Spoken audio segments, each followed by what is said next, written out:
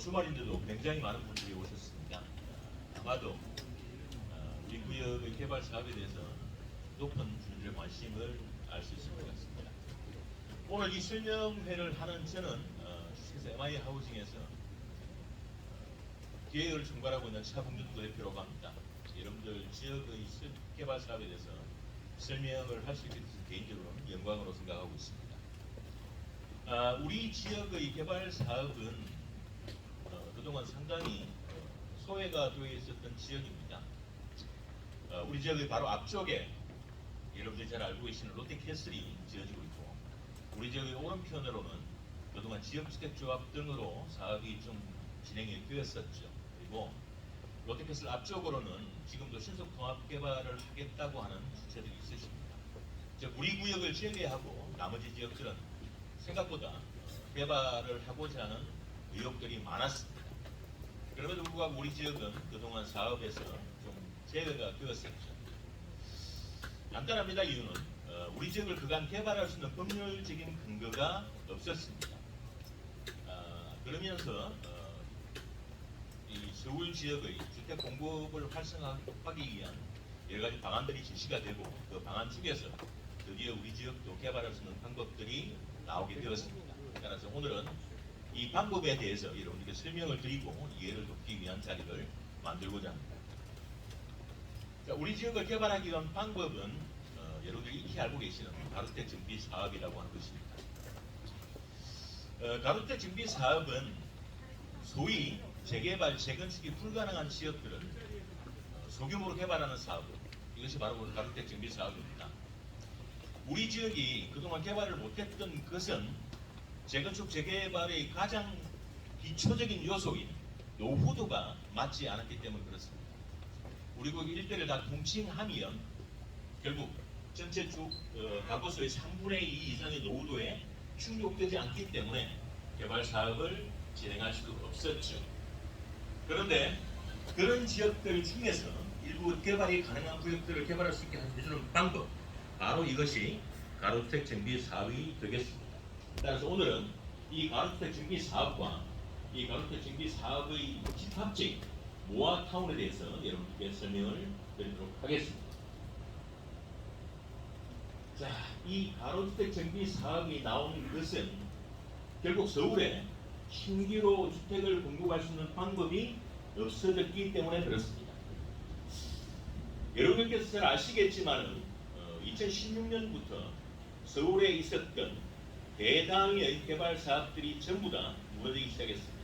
서울 지역만 약 300여 개 소 이상의 재개발, 재건축 구역이 해제가 되었죠. 그러다 보니까 서울은 택지를 개발할 수도 없고 그 아파트를 공급할 수 있는 방법이 사라졌습니다. 저번 정부 5년 동안 아파트 가격이 어떻게 올랐는지는 제가 굳이 설명을 드리지 않더라도 여러분께서 충분히 아시고 계실 겁니다. 제가 예를 하나 드리도록 하겠습니다. 서울 지역에서 가장 크게 진행이 되었던 장이 뉴타운을 설명을 드리겠습니다. 장이 뉴타운은 약 100만 평방미터에 이르는 면적에 총 15개 구역이 재개발을 진행하는 곳이었습니다. 그런데 이 구역이 현재 15년이 흐른 현재 사업이 완료가 된 곳은 불과 그중에서 6곳은 구역이 해제가 되고 나머지 구역들도 현재 삽을 뜨지 못하는 상황에 걸리는 시간들이 어마어마하게 소요됩니다. 여러분들께서 잘 아시겠지만 약 15년 이상의 시간이 소요됩니다. 그 15년의 시간 동안 법률의 변경이나 행정청의 변경이나 시대 상황의 변경 등에 따라서 사업이 굉장히 출렁일 수밖에 없습니다.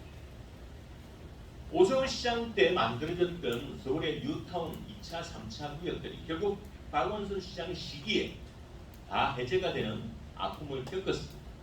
근데 이런 구역이 해제가 되면서 소위 말하는 빌라업자들이 들어와서 구역에 빌라들을 짓기 시작합니다.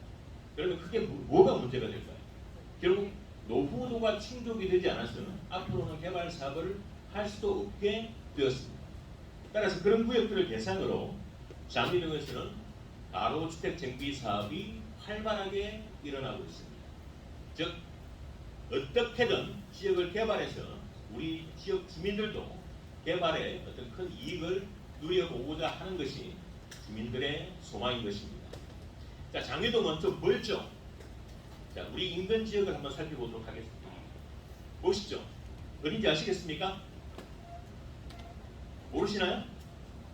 바로 우리 인근인 성수 전략정비구역입니다. 성수구역은 2006년도에 재개발로 사업이 시작이 되었습니다.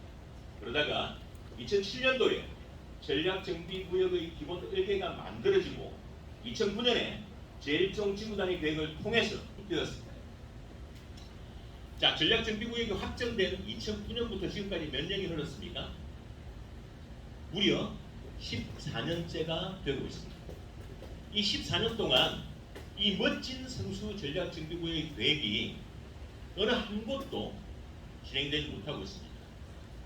총 4개 구역인데 이 중에서 가장 빠른 지역이 빠르게 행정을 본 지역이 이 구역입니다. 이 구역은 그나마 빠르다고 한 것이 교통영향평가의 통과만이 이루어졌을 뿐입니다. 왜 그랬을까요? 성수 전략정비구역은 오세훈 시장의 한강변 르네상스 계획에서 태어났습니다. 즉 그동안 재개발에서 이루어지던 30층 내의 개발 계획이 아닌 한강변을 보다 아름답게 꾸며보고자 하는 계획에서 출발했죠. 그 계획이 박원순 시장 때 바로 무너집니다. 즉 50층 계획이 35층 이내로 묶이면서 개발 사업이 진행될 수 없었습니다. 그러다가 다시 50층 개발 계획이 수립이 되고 있는 과정입니다. 이제야 전략정비구역의 기본계획을 수정할 수 있는 토대인 이 사업의 기본적인 방향을 결정하는 단계에 이르고 있습니다. 앞으로도 얼마의 시간이 더 걸릴지 정확하게 알 수 없습니다. 따라서 이런 대단지의 개발 계획은 너무나 많은 시간을 소요하기 때문에 그 시간 동안 우리 주민들께서 개발을 하고자 하더라도 정책의 변경 등에 의해서 우리의 뜻과는 무관하게 사업이 지연될 수 있다는 것이 되겠습니다. 이 말하는 뉴타운 2대 개장주가 한남 뉴타운과 성수 전략정비구역입니다. 우리 자양동은 바로 이 성수 전략정비구역 인근에 위치해 있고 우리 인근은 여러분들도 잘 아시겠지만 서울의 새로운 마천으로 태어나고 있습니다. 따라서 이런 우리 자양 4동 일대를 개발하기 위한 방법들에 대해서 설명을 드리도록 하겠습니다. 자, 우리 지역을 개발할 수 있는 토대가 된 것은 2020년도에야 발효된 수도권 공급 확대 정책입니다. 2017년 출범한 전 정부는 부동산으로 생기는 이익을 나쁘게 판단했습니다. 또한 이로 인해서 얻어지는 이익을 굉장한 불로소득으로 생각을 했죠. 그래서 서울 지역의 아파트 공급을 차단하기에 이릅니다. 그 방법이 기본적으로 추진되고 있던 사업지를 해제하거나 금융을 옥죄어서 아파트를 사지 못하게 만들고 또 하나 2주택 이상을 가지신 분들을 죄악시하고 그분들의 아파트를 시장으로 나오게 하는 것, 이 두 가지로 대별되었습니다. 그러다가 아파트 가격이 결국 천정부지로 오를 수밖에 없었습니다. 서울 지역의 그간 아파트 변동률이 우리가 IMF 때나 국제금융위기 때보다도 월등히 많이 폭등했습니다. 왜 그럴까요? 수요는 있는데 공급이 적어서 그렇습니다. 이걸 2020년 말에야 결국 정부도 손을 들고 수도권의 아파트를 공급을 해보겠다는 정책으로 선회하게 되었습니다. 이에 따라서 가로택 정비 사업들도 보다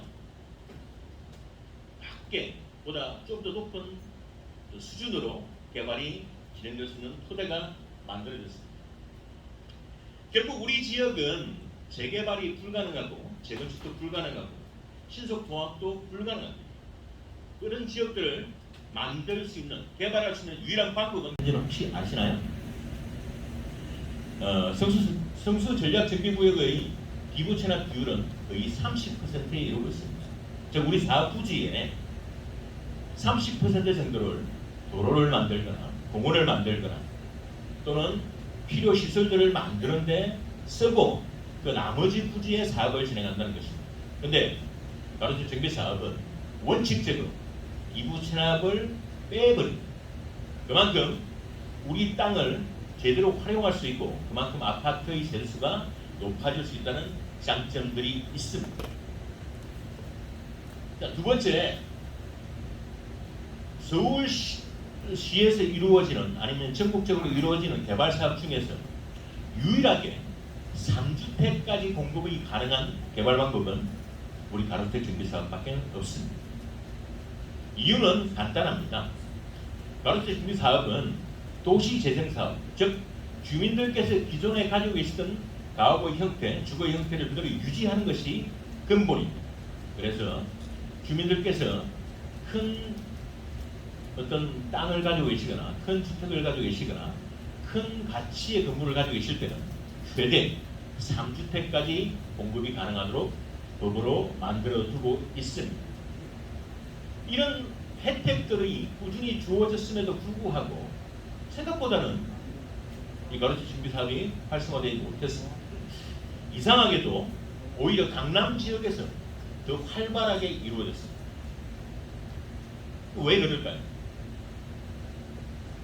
바로 규모와 층수의 비인합니다.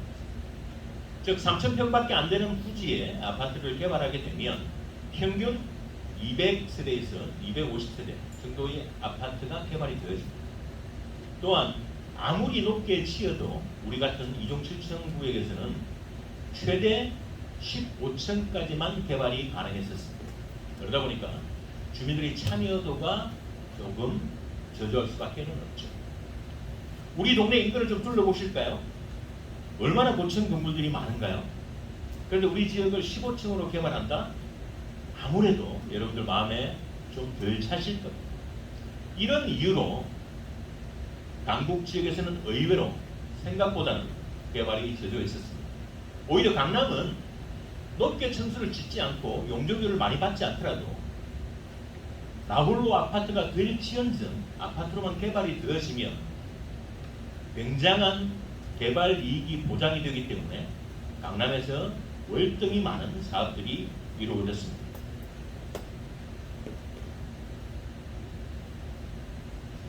자, 이런 단점들을 보완하기 위해서 결국 모아주택이라는 것이 태어나게 됩니다. 그 전에 이 표는 보시면 아시겠지만 왜 사업기간이 줄어들 수 있는지에 대한 설명입니다. 즉 재개발에서 기본적으로 이루어지던 초기 단계 통상 5년에서 7년 이상의 소요가 됩니다. 우리 성수 전략정비구역에는 한 10년 정도가 소요가 되었죠. 이 정비구역 지정 단계를 우리 같은 가로주택 정비사업에서는 과감하게 빼버립니다. 즉 주민들의 동의만 80%가 되어지면 정비기본계획을 삭제해주기 때문에 사업이 월등히 빠른 속도로 이루어진다는 것을 아실 수 있습니다.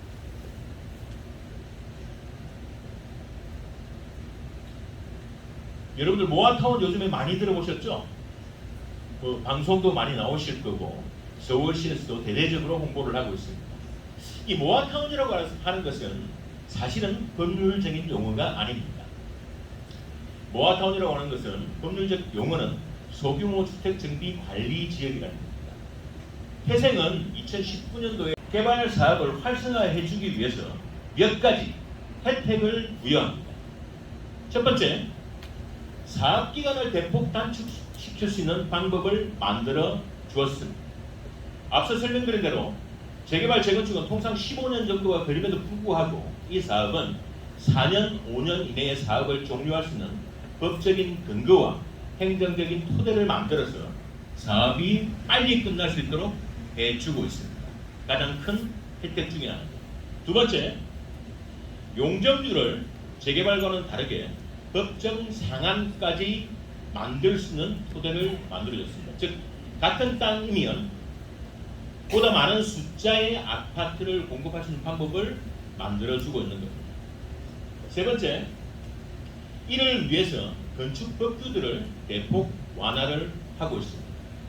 마지막으로 재개발 사업에서 가장 많이 소요가 되는 금융비용, 즉 사업비를 은행으로부터 빌려 쓰므로 인해서 발생되는 금융비용을 대폭 축소할 수 있는 길을 열어둡니다. 이게 허그를 통한 정책 자금이 되겠습니다. 이를 통해서 1.5%의 저리로 사업을 진행할 수 있게 함으로써 전체적인 사업비가 대폭 감소가 되는 역할을 가지게 됩니다. 자, 이렇게 가로주택 정비 사업의 혜택을 많이 주었음에도 불구하고 그동안 가로주택 정비 사업은 그렇게 쓱 활성화되지는 못했습니다. 이 가로주택 정비 사업이 가지는 단점들에 대해서 좀 설명을 해드리도록 하겠습니다. 가로주택 정비 사업은 결국 앞서 설명드린 대로 소규모 개발입니다. 기존의 도로로 둘러싸여져 있는 10,000평방미터 이내의 지역, 즉 3,000평 이내의 지역에서 개발 사업을 하도록 하고 있고, 그 지역 내에는 주택의 노후도가 3분의 2, 즉 67% 이상이 되어야 시작을 할 수 있습니다. 마지막으로 주민들의 동의가 80%가 되어야만이 이 사업을 진행할 수가 있습니다. 상당히 까다롭습니다. 이 까다로운 이유는 사업기간을 대폭 줄이기 위한 부대 방편으로 만들어진 겁니다. 즉 빠르게 사업이 진행될 수 있기 때문에 주민들의 동의율을 높게 함으로 인해서 사업이 중간에 좌초하거나 사업의 초기 진입이 좀 쉽지 않도록 하는 역할을 하고 있다는 것입니다. 그렇기 때문에 생각보다 가로주택 정비 사업은 활성화되지를 못했었습니다. 앞서 설명드린 대로 활성화되지 못했기 때문에 여러 가지 혜택들을 부여합니다. 용적률도 높여주고 건립청수도 좀 높여주면서 5년 내 재당청 금지라든지 기타 세부적인 조건들도 완화를 해주고 있습니다. 이런 것들을 통해서 정부는 이 사업이 좀 더 빨리 활성화되고 빠른 시간 내에 서울 지역의 신규 아파트 공급이 되도록 노력을 해왔습니다. 가장 기분 좋은 것은 기부 체락이 없다는 겁니다.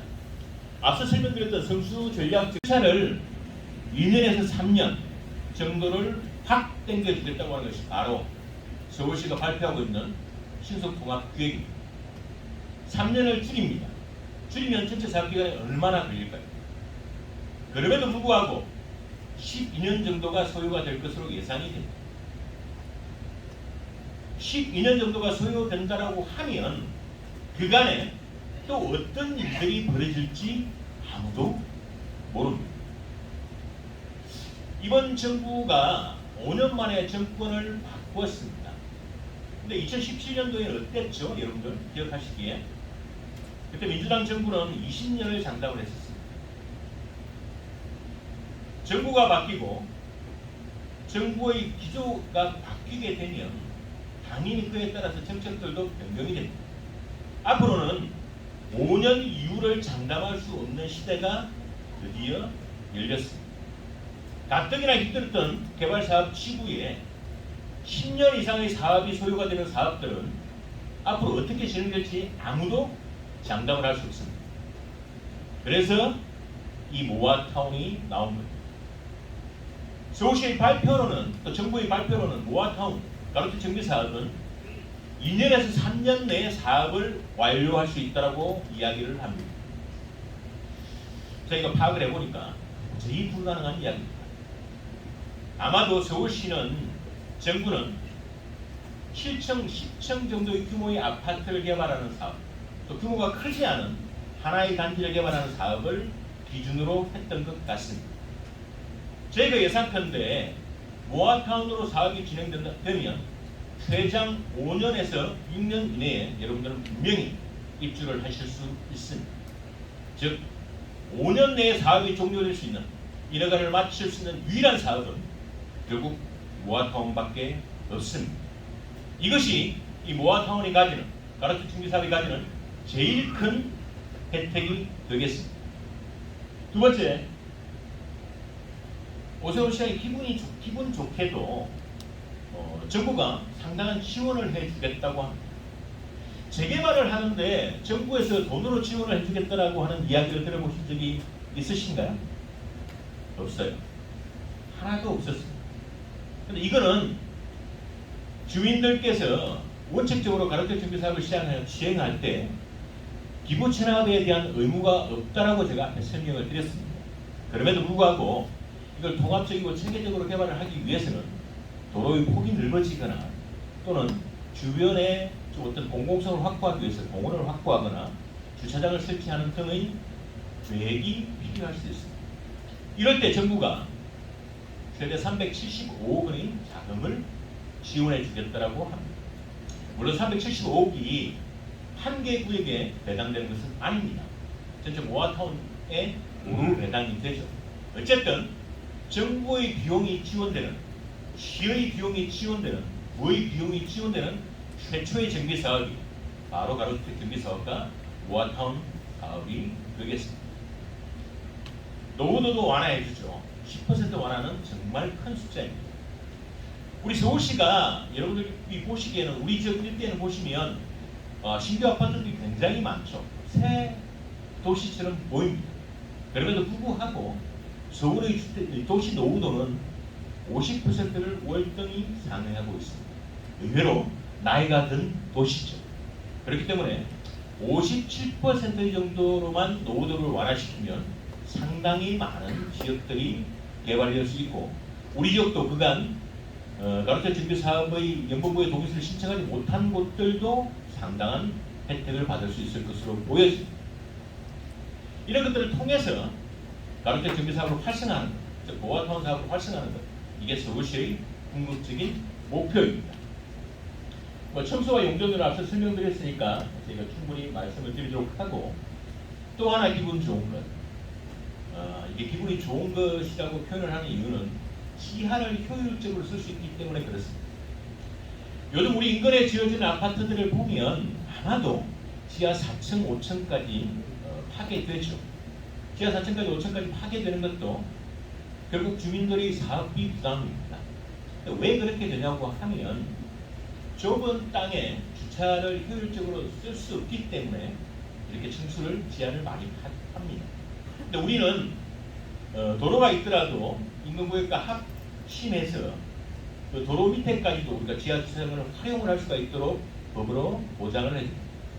그것은 지하를 굉장히 효율적으로 쓸 수 있게 만들어준과 동시에 실제 사업비가 획기적으로 줄 수 있도록 하고 있습니다. 이것이 오세훈표 모아타운입니다.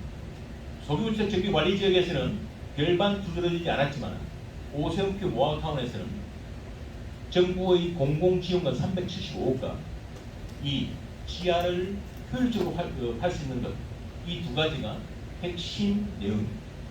그리고 가장 기분 좋은 것, 앞서 설명드렸던 종상향에 대한 서울시의 의지. 이것들을 통해서 우리 지역은 앞으로 보다 나은 사업계획으로 진행을 할 수가 있습니다.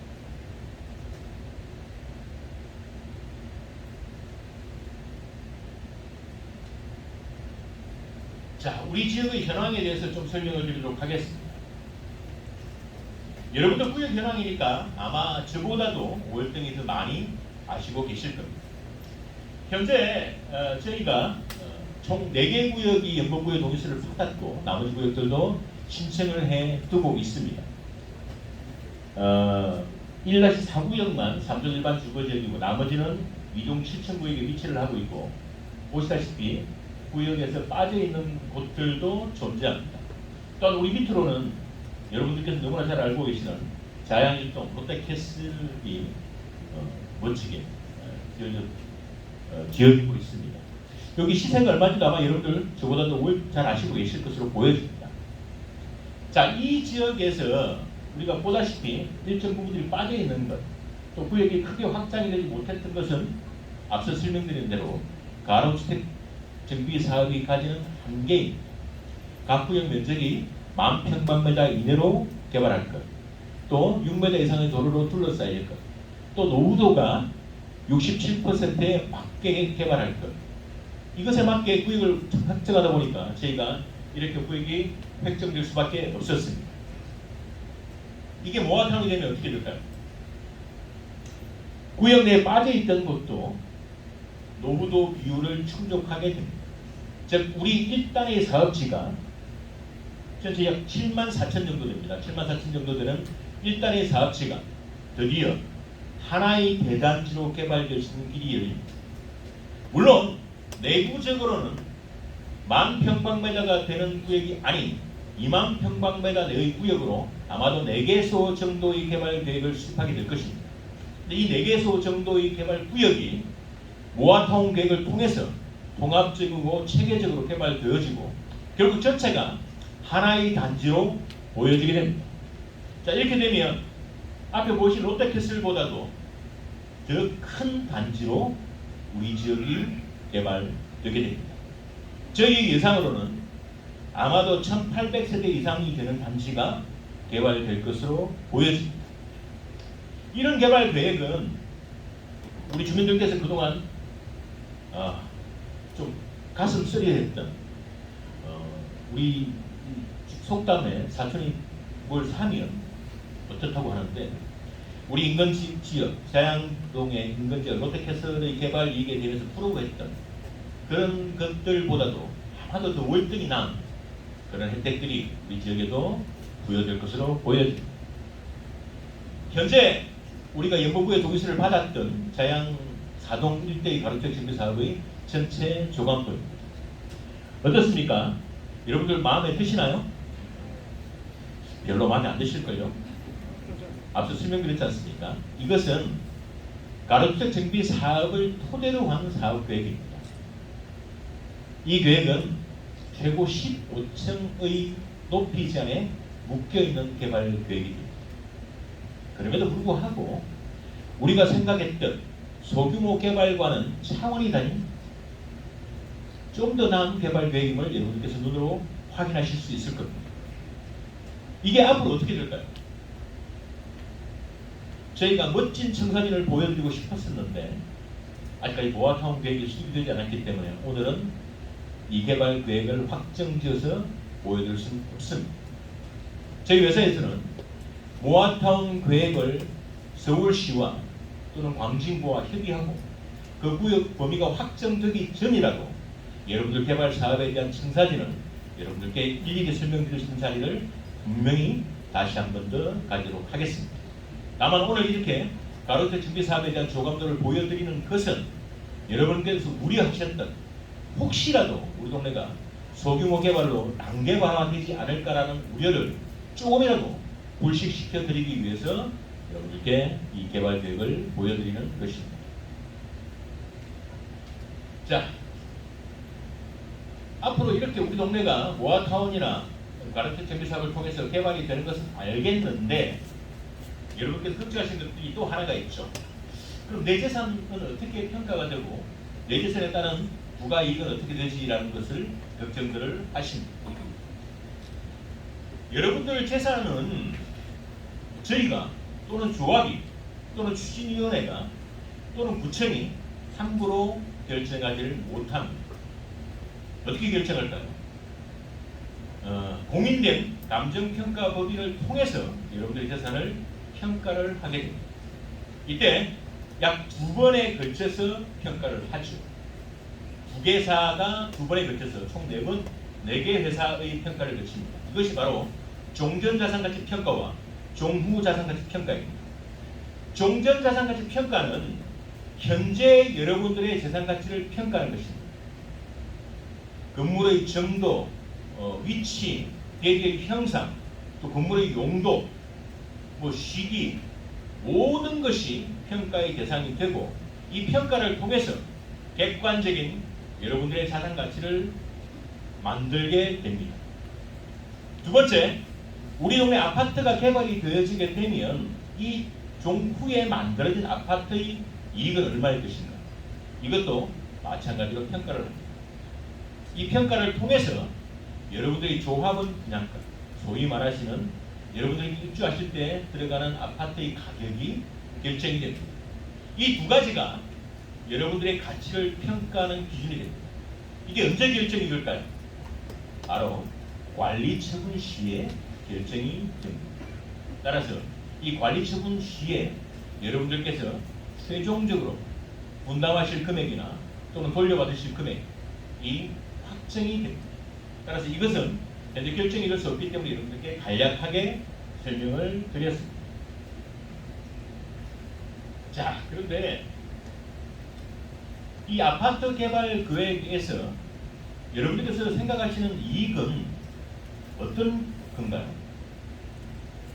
아파트 단순히 관리처분 계획을 통해서 내가 내 재산이 얼마로 평가받고 아파트를 얼마에 입주하는 것인가, 이것만이 사업의 진짜 목적은 아니실 겁니다.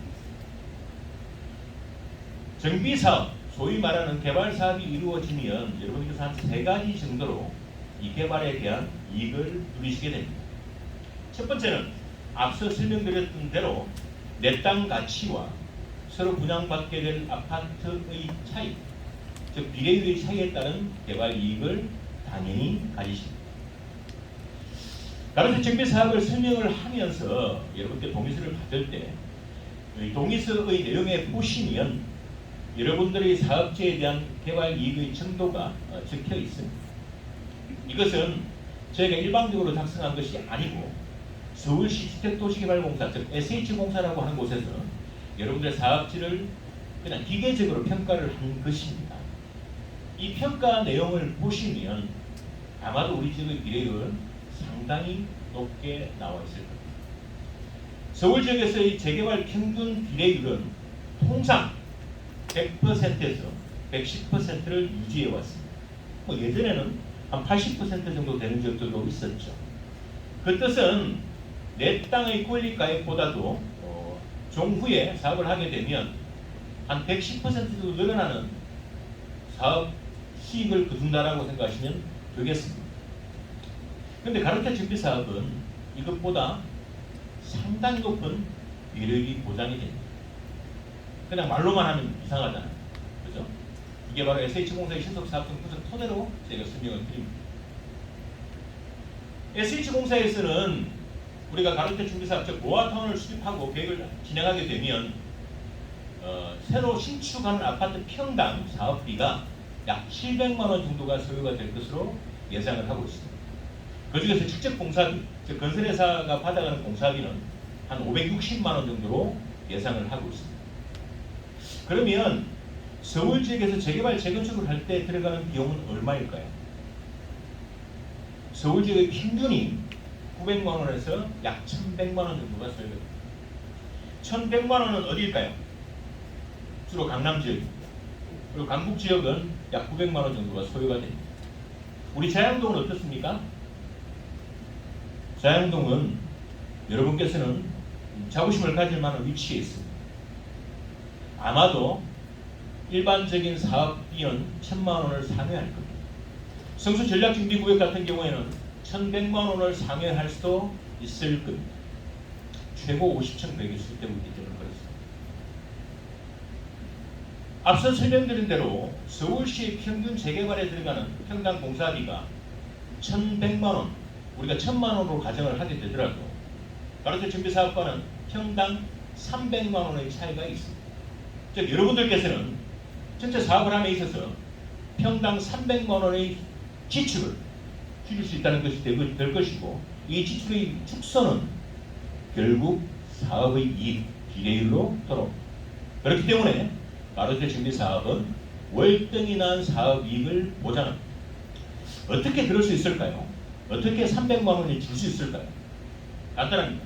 첫 번째, 재개발 사업에서 이루어지는 비용 중에서 가장 큰 것은 금융비용이라고 하는 사업 이자입니다.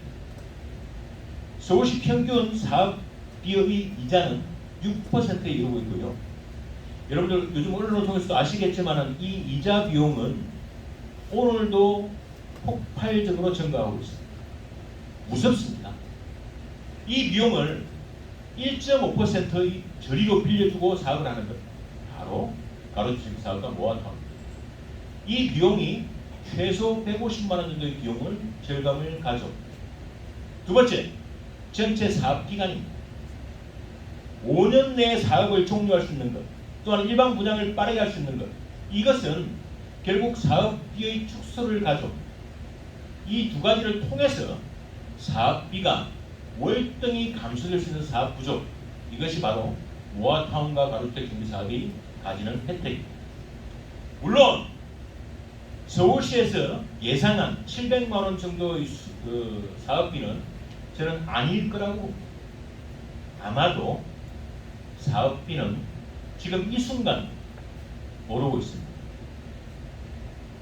그렇기 때문에 좀 더 빠른 시간 내에 사업을 확정하는 것, 이것이 여러분들께도 상당히 필요한 요소입니다. 뭐 사업비가 오른다고 해서 재개발 사업처럼 급격하게 오르지는 않기 때문에 여러분들이 크게 걱정하실 필요는 없을 것으로 보여집니다. 자, 저희가 이 가로주택 정비 사업이나 모아타운에 대한 설명회를 하러 가면 질문들을 많이 받습니다. 내 땅 한 평에 아파트 한 평 들어옵니까? 라는 부분. 두 번째, 분담금 뭐 이런 것들에 대해서 질문을 많이 하시죠. 또 아파트나 상가를 몇 채를 받을 수 있는지, 또 아파트를 몇 층까지 주는지, 또한 뭐 우리 지역도 예외가 아닌 것으로 보여집니다만 월세를 받고 있는데 나는 그걸로 생활을 하고 있는데 이 사업을 통하게 되면 나는 그게 끊어지게 되고 실제로 생활이 곤란하게 되는데 이 부분은 과연 이에 합당한 어떤 대책이 있는지 조금 설명을 드리도록 하겠습니다. 뭐 우리 지역은 아마도 내 땅 한 평에 아파트 한 평에 대해서 궁금해 하실 분들은 별로 없을 것으로 보여집니다. 오히려 이걸 개발하게 되면 얼마만큼의 개발 이익이 발생되는지를 더 궁금해 하실 수도 있을 것 같습니다. 뭐 서울의 일반 지역에 대한 시뮬레이션인데 이것은 빼고요. 자, 우리 인근 롯데캐슬입니다. 롯데캐슬은 개발 당시에 상당히 어려움이 있었죠. 여러분들도 아실 겁니다. 바로 인근 시장 골목과의 다툼 때문에 전철이라든지 여러 곳에서 와서 사업이 상당 기간 지연이 되었었습니다. 그때 주민들께서 많이 걱정을 하셨을 거예요. 혹시라도 추가 부담금이 나올지, 또 사업이 무산될지. 지금 현재 어떻습니까? 저희가 33평 기준에서 좀 설명을 드리도록 하겠습니다. 그때 당시에 조합원 분양가가 약 6억 8천 34평짜리 기준입니다. 조합원 분양가가 약 2천만 원 정도에 이르렀습니다. 그때는 비싸다는 이야기도 많이 나왔었죠. 여러분들 좀 아시죠? 그 일대 모르시나요? 자, 그랬었고 일반 분양은 약 10억 정도의 분양을 했었습니다. 조합원 분양가와 일반 분양가의 차이가 약 35% 이르는 상당히 큰 차이를 가졌습니다. 여기도 분양 수익을 상당히 그 당시에는 잘 잡았었다고 이야기했습니다. 요즘 어떤가요? 저희가 거래 건수를 열심히 뒤져봤는데 2021년 이후로 딱 끊겼습니다. 지금 매물이 나오지 않는다는 이야기입니다. 그때 거래됐던 금액이 34평 기준에서 물경 20억에 이르고 있습니다. 34평짜리를 우리 조합원 분양가 6억에 받았는데 현재 20억. 멋지지 않습니까? 이게 바로 개발 이익입니다. 이 개발 이익을 여러분들께서 고스란히 돌려받으셔야 됩니다. 조합원 분양가 대비해서 무려 300%가 상승하고 있는 거죠. 이것이 바로 우리 자양동의 현실입니다. 그러면 성수 전략정비구역은 얼마 정도로 예상을 하고 있을까요? 성수 전략정비구역은 일반 분양가 5천만 원 이상을 예상을 하고 있습니다. 이게 가능할까요? 여러분들 생각은 어떠십니까? 가능하다고 보고 있습니다. 현재 정부는 분양가 상한제를 여러 가지로 손을 보고 있습니다. 또는 폐지가 될 수도 있을 것으로 보여지기도 합니다. 우리 지역은 분양가 상한제를 당연히 적용받는 지역들입니다. 정부가 어떤 식으로 분양가를 옥죄어 왔을까요? 정부는 정부가 인정하는 공사비에 택지비 그리고 가산금 일부를 더하고 이윤 일부를 더해서 분양가를 자기들 마음대로 정합니다. 그리고 하는 이야기가 있죠.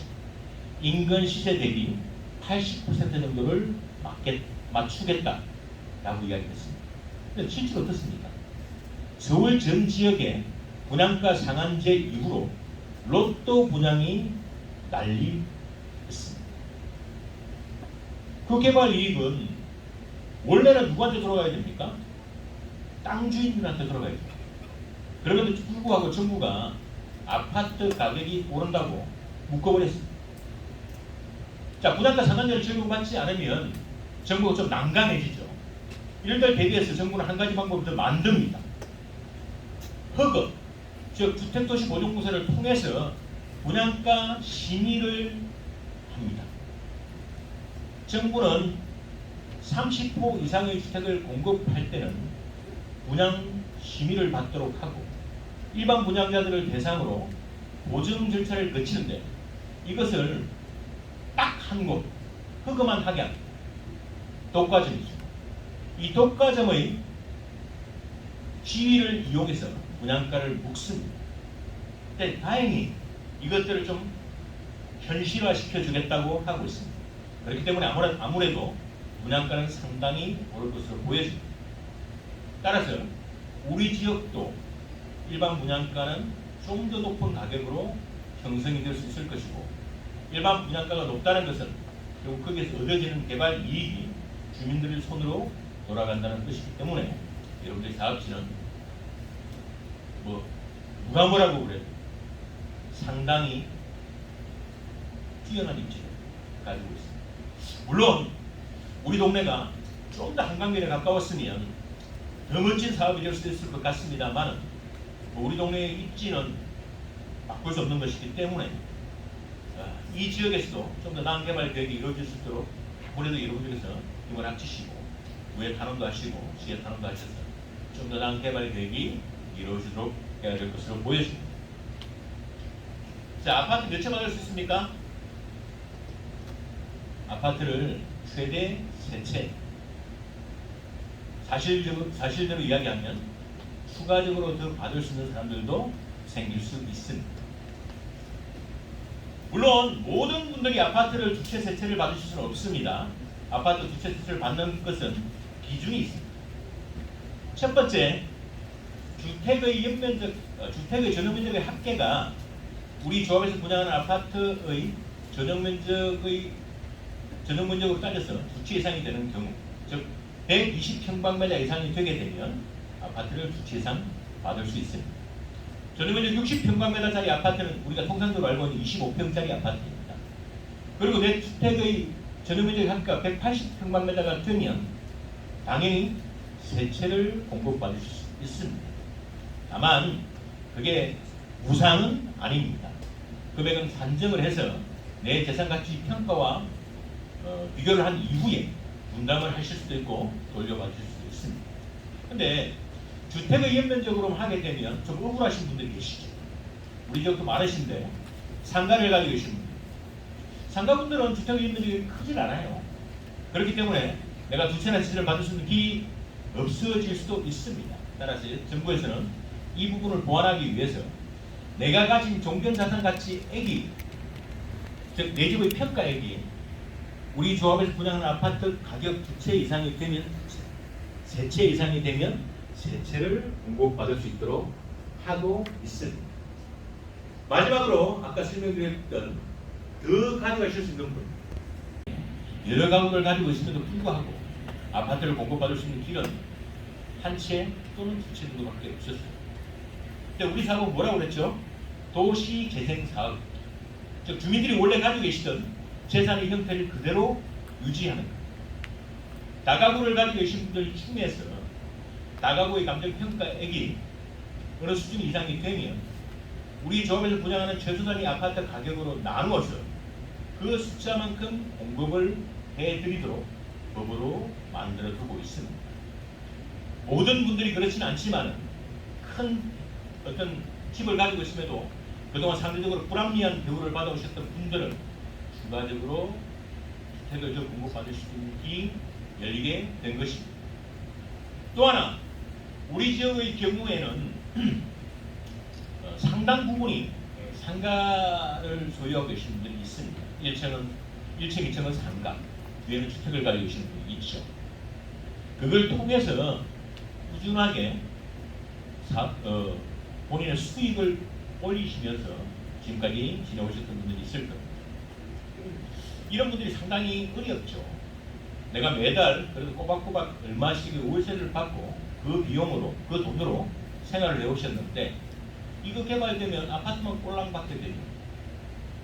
내가 어떻게 앞으로 생활을 하게 될지 걱정되실 겁니다. 물론 수익 추후에 가치로만 따지시면 아파트를 공급받으라도 월등히 가치가 올라가기 때문에 그 부분은 걱정이 없으실 거예요. 그런데 그 이후에 내가 비싼 집을 갖고 있는 것은 알겠는데 그동안 받아왔던 수익이 떨어진다. 이게 걱정이 되시죠. 그래서 우리 조합에서는 통상적으로 여러분들께서 조합을 수립하고 난 이후에 여러분들께 일일이 설문조사를 하게 됩니다. 설문조사를 통해서 추가적으로 상가를 공급받을 수 있는 자격이 되시는 분, 또 상가를 공급받고자 하시는 분들을 결정을 하고 그 면적만큼 이 지역에 상가를 건설할 예정에 있습니다. 따라서 지금과 동일하게 앞으로도 상가 등을 통해서 여러분들이 수익이 발생될 수 있도록 개발 계획을 수립할 예정입니다. 자, 아파트를 공급받고 추가적으로 상가를 공급받을 수 있는 길이 있을까요? 있습니다. 여러분들이 종전자산가치액이 조합에서 분양한 아파트를 공급받고도 일정 수준의 돈이 남으면 조합에서 공급하는 상가를 추가적으로 공급받을 수 있는 길이 있기 때문에 그 길을 통해서 여러분들께서 추가적으로 사업 이후에도 경제적인 혜택을 누릴 수 있도록 길을 만들어 두고 있습니다. 두 번째, 이 상가가 예전에는 사실은 상당히 안정적인 자금원이었죠. 여러분들께서는 뭐 우리 동네 같은 경우는 필요한 아마도 10%, 8% 정도의 수익을 기대하셨을 분들도 있을 거고 아마도 그렇게 수익을 올렸을 분들도 있으실 겁니다. 그런데 이 상가가 지금 어떤가요? 상가가 크게 3번 꺾였습니다. IMF 때 한번 꺾이고요. 여러분 잘 아시는 미국발 모기지능 사태 때 한번 꺾였습니다. 금융위기 때죠. 그리고 언제 꺾였습니까? 코로나 때 꺾였습니다. 생각보다 이 상가가 예전에 우리가 생각했던 그런 안정적인 자산이 아닐 수도 있다는 뜻이 되겠습니다. 따라서 개발 계획을 수립함에 있어서 저희는 조합원들께서 원하시는 이상의 상가는 짓지 않을 계획입니다. 우리 조합원들께서 원하시는 상가 규모, 상가 개수만을 만들어서 실질적으로 추후에도 상가의 난립으로 개발 이익이 떨어지는 그런 사업 계획은 수립하지 않는 것. 이것이 여러분들께 드리는 첫 번째 약속. 두 번째, 상가는 좀 위험할지 모르겠지만 아파트는 어떨까요? 아파트 임대 사업은 어떨까요? 앞서 설명드린 다가구를 가지고 계신 분들은 소형 평형의 아파트를 다수 공급받음으로 인해서 또한 안정적인 경제 활동을 할 수 있도록 만들 계획입니다. 따라서 여러분들께서는 지금 현재 내가 가지고 있는 재산을 앞으로는 주택 플러스 상가로 바꿀 것입니다. 아니면 소규모의 아파트를 공급받을 것입니다. 여러 가지 생각을 통해서 사업의 플랜을 세워가시길 부탁드립니다. 이번 기회에 이 개발 사업을 통해서 여러분들의 재산을 다르게 바꿔보는 겁니다. 현재 여러분들의 집에서 괜찮은 수입을 올리시면서 사시고 계시지만 이 수입이 과연 언제까지일까요? 우리 지역의 동네의 노후도는 이미 70%입니다. 20년, 30년 된 집들이 대부분이에요. 근데 그 집이 앞으로도 계속 그 상태를 유지하면서 수익이 발생될 수 있을까요? 불가능합니다. 또한 주택의 가치가 서울 지역에 새로 지어진 아파트의 가치만큼 올라갈 수 있을까요? 불가능합니다. 그렇기 때문에 이번 기회에 여러분들의 재산을 새로이 리빌딩하는 이것이 바로 이 사업에서 궁극적으로 여러분께서 생각하셔야 될 주요한 지점입니다. 서울 지역의 아파트 가격이 지금처럼 오를까요? 어떻게 생각하십니까? 아마도 아닐 겁니다. 이 5년 동안은 정말 미친 가격의 상승이었습니다. 서울 지역에도 미분양이 나온다고 합니다. 우리 광진구에서도 예전에 미분양이 나왔던 데가 있고 또 요즘 들어서 미분양이 나온다고 합니다. 무섭죠? 우리 지역이 사업이 끝나기 전에 서울의 아파트 값이 폭락하면 어떻게 될까? 걱정들 많이 되시죠? 서울에서 미분양이 나왔던 곳이 어디냐고 하면 강북구 도봉구. 그 강북구 도봉구에서 분양가 상한제를 적용받지 않았던 아파트들이 주변 시세보다도 비싸게 분양을 한 경우에 미분양이 났습니다. 그것도 지금 돈 있는 사람들이 다 죽어가고 얼마 남지 않았습니다. 광진구에서 미분양이 났던 적이 한 번 있죠. 그거 왜 그랬을까요? 주변 시세를 상회하는 분양가로 책정이 됐기 때문에 그렇습니다. 서울 지역에 아파트 가격이 주춤하고 있습니다. 저번에 발표로 한 4개 구를 제외하고는 나머지는 하향세로 접어들었다고 합니다. 그럼에도 불구하고 아파트 가격이 끊어지지 않는 곳들이 존재합니다. 강남은 빼고요. 어디일까요? 재건축 그리고 개발 계획이 수립된 아파트. 또 하나는 신축 아파트들입니다. 앞서 설명드린 대로 서울의 아파트의 노후도가 이미 60%에 이르고 있습니다. 재건축이 이루어져야죠. 근데 재건축은 몇 년 걸린다고요? 12년, 15년이 걸립니다. 그럼 그동안 서울 주민들은 어떻게 해야 될까요? 신축 아파트를 찾을 수밖에 없습니다. 그래서 서울 지역의 신축 아파트는 가격이 떨어지질 않습니다. 왜요? 공급이 안 되니까. 우리 지역은 5년 이내에 신축 아파트가 들어올 수 있는 지역입니다. 5년 이내에 서울 지역의 신축 아파트 가격이 떨어진다? 있을 수 없습니다. 따라서 될 수 있으면 빠른 시간 내에 이렇게 사업을 완료하는 것. 이것이 가장 바람직합니다.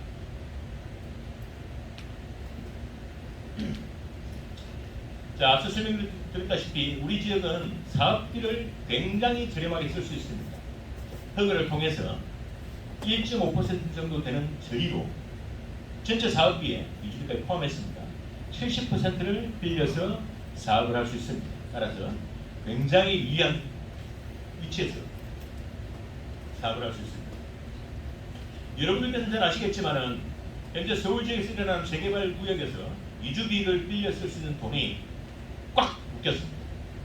정부가 LTV, 즉 자기 자본 비율의 40%를 넘게는 돈을 빌려주지 않습니다. 근데 다행히도 우리 지역은 50%까지 돈을 빌려줄 수 있습니다. 이것은 우리가 이주비로 받아갈 수 있는 돈이 내 종전자산 가치액에서 약 50% 정도는 통상적으로 무이자에 이를 수 있다는 것이고, 그것으로도 부족하신 분들은 유이자를 통해서 한 30% 정도를 더 가져갈 수 있습니다. 또한 사업비도 저리로 빌렸음으로 인해서 우리 사업이 좀 싸게 진행을 할 수 있는 길이 열려 있습니다. 그래서 이주비 이런 것들은 걱정을 하지 않으셔도 되겠습니다. 저희가 동의서를 그대로 다녀보면 좀 많은 분들이 걱정을 하십니다. 야, 동의해주면 내 재산을 나 외에 누군가가 또 결정을 할 수 있지 않을까? 즉, 내 땅이, 내 집이 내 의사와는 무관하게 어떻게 다른 상황으로 바뀌지 않을까? 즉, 남이 뺏어가지 않을까 걱정을 하십니다. 걱정되시죠? 여러분들이 가지신 가장 큰 재산 중에 하나가 아마 우리 동네일 것인데, 이 내 재산을 누가 함부로 하는 것 다 싫습니다. 우리는 이 사업이 진행되고 나면 보여드리는 절차에 따라서 약 5년에 걸쳐서 사업을 진행합니다. 이 사업은 중간중간 사업의 결정 부분에 대해서 결국 여러분들의 의사로 최종 결정이 됩니다. 우리가 조합이라는 것을 설립하게 되는 것인데 이 조합은 건설회사입니다. 다만 집을 짓는 건설회사가 아니고 건설 사업을 시행할 수 있는 건설회사입니다. 그럼 여러분들은 주인은 어떻게 될까요? 이 건설회사에 투자한 바로 주주들이 됩니다. 그럼 주식회사에서는 사업을 시작하고 끝을 낼 때 누구의 의사로 결정을 하게 됩니까? 바로 주주들의 의사로 결정하게 됩니다. 따라서 우리 사업은 필요 시기마다 총회나 여러분들의 동의 절차를 거쳐서 여러분들의 의사로 최종 결정을 하고 사업의 진행 또는 스톱을 결정합니다. 너무 크게 걱정을 하지 않으셔도 된다는 뜻이 되겠습니다. 자, 이렇게 설명을 드리면 또 이렇게 물어보십니다. 야, 중간에 그만두면 그동안 썼던 돈은 우리가 물어야 되는 거 아니야? 걱정되시죠? 걱정 안 되시나요? 이 재량도 부자들이 많으셔서 별로 걱정이 안 되시는 것 같은데 걱정이 많이 되실 겁니다. 이 사업자한테는 정말 안 좋은 판례고 우리 주민들께는 정말 좋은 판례가 있습니다. 대법원에서 지금 결정된 판례.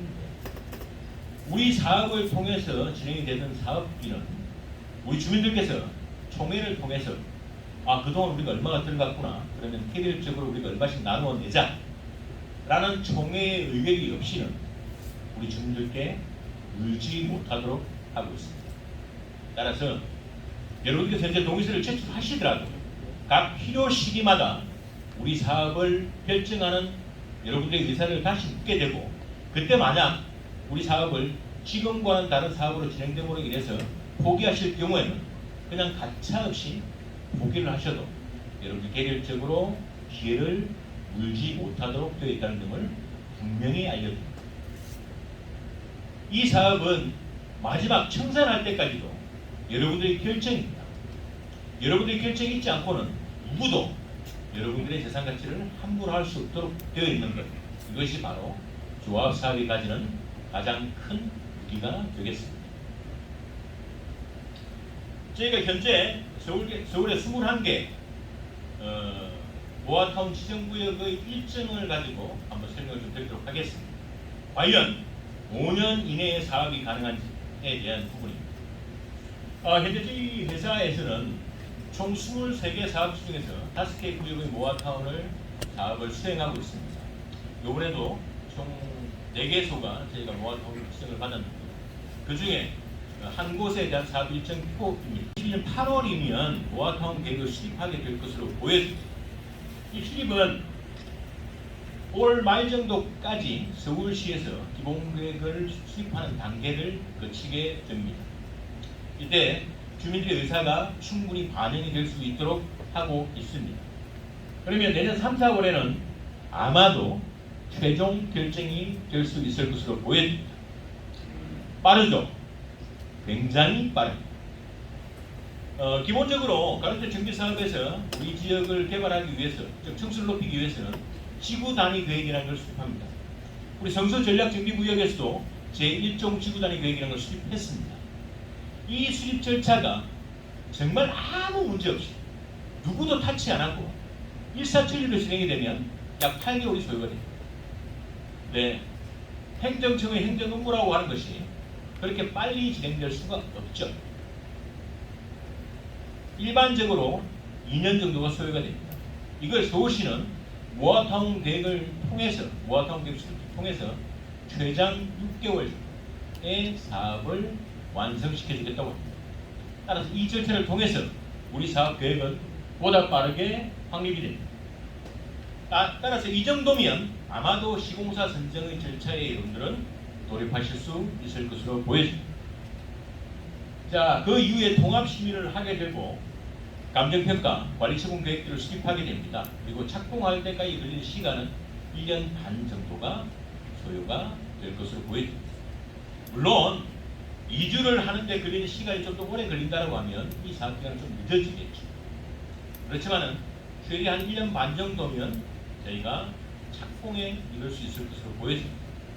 그리고 난 이후는 여러분들이 잘 아시는 공사 기간입니다. 애초에 서울시가 가로등 정비 사업을 3년 정도의 사업 기간으로 봤던 것은 공사 기간을 짧게 보았기 때문에 가능합니다. 즉 7층, 12층 정도의 계획이라고 하면 아마도 3년, 3년 반 정도면 사업이 종료가 될 것으로 보여집니다. 근데 우리 지역은 앞으로 고밀, 고층, 대단지 개발이 될 수밖에 없습니다. 따라서 그 기간만큼은 공사 기간이 더 소요가 될 수밖에 없죠. 여러분들께서 보시다시피 전체 사업 종료 시간까지는 약 5년, 2개월 정도가 소요가 될 것으로 보여집니다. 따라서 이 시간 안에 충분히 사업이 가능하다는 것을 여러분들께 다시 한 번 더 설명을 드렸습니다. 자, 최종본입니다. 결국 기존 재개발, 자, 성수 전략정비구역도 이름은 전략정비구역이죠. 근데 뭡니까? 결국 사업은 재개발 사업입니다. 이 재개발 사업과 우리 모아타운과 어떤 것이 유의한지를 최종적으로 다시 한 번 더 설명을 드리도록 하겠습니다. 사업을 결정짓는 데 있어서 가장 중요한 요소는 바로 용적률입니다. 내 땅에 과연 얼마만큼의 용적률로 집을 지을 수 있느냐. 용적률이 높으면 높을수록 아파트를 많이 건립할 수 있다는 뜻이 되겠습니다. 일반적으로 서울시 재개발의 평균은 180%에서 200%의 용적률이 주어집니다. 아닌데? 성수동 보니까 270%, 80%라고 하던데? 라고 생각하시죠. 앞서 제가 설명을 드렸죠. 성수 전략정비구역, 서울 재개발의 일반적인 사업구역을 결정할 때 기부 체납이라는 걸 하게 됩니다. 내 땅에서 약 30% 정도 되는 땅을 기부 체납을 하기 때문에 원래 200%였던 용적률이 260%, 70%, 80%로 올라가 보일 뿐입니다. 그렇지만 우리는 근본적으로 기부 체납을 하지 않는 것을 기준으로 해서 최대 300%, 일반적으로 250%의 용적률을 보장합니다. 재개발을 위해서 우리 땅을 월등히 효율적으로 쓸 수 있습니다. 누가 유리할까요? 모아타운이 유리합니다. 두 번째, 건립형 제한 없는 것은 아까 제가 설명을 드렸습니다. 기부 체납 비율도 제가 충분히 설명을 드렸죠. 공공부담. 공공에서 과연 이 사업을 위해서 돈을 쓸 수 있습니까? 재개발은 없습니다. 우리는 얼마요? 375억까지 시비, 국비, 구비를 지원받을 수 있습니다. 이것도 큰 혜택 중에 하나가 되겠습니다. 금융비용 월등히 싸죠. 현재 서울시 평균 6%, 언제 8%를 넘을지 모릅니다. 이걸 1.5%의 세율을 빌릴 수 있는 사업, 모아타운이 유일합니다. 사업기간 핵심 15년이 걸리는 사업을 5년 이내에 끝낼 수 있습니다. 즉 3분의 1의 기간 동안 우리 사업을 끝낼 수 있는 유일한 사업, 결국 바로 정비사업과 모아타운입니다.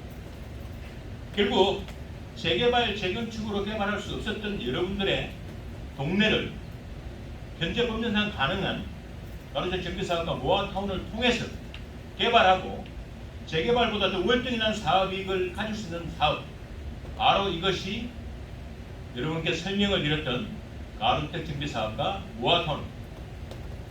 이렇게 자신있게 말씀을 드릴 수 있는 것은 이번 정부에서 수도권에 80만 호의 주택을 공급하겠다고 했고 서울 지역에 35만 호의 주택을 공급하겠다고 약속을 했습니다.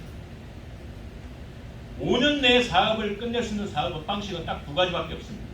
첫 번째, 택지 개발 중 아무것도 없는 빈 땅을 개발하는 사업.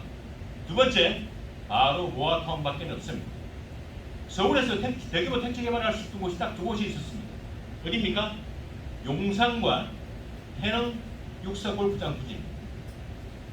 그 두 곳 외에는 서울에 빈 땅이 없습니다. 이 두 곳이 어떨까요? 용산은 지금 어떻게 개발 계획을 수립하고 있습니까? 국제무역센터로 개발을 하려고 하고 있습니다. 즉 앞으로 서울의 먹거리를 책임질 수 있는 구역으로 용산을 개발하려고 하고 있습니다. 아파트 못 들어갈 공산이 크죠. 들어가더라도 현재의 개발 계획과는 너무나 다른 숫자로 들어갑니다. 해는 어떨까요? 지역 주민과 환경단체들의 반대에 부딪혀서 한 발짝도 못 나가고 있습니다.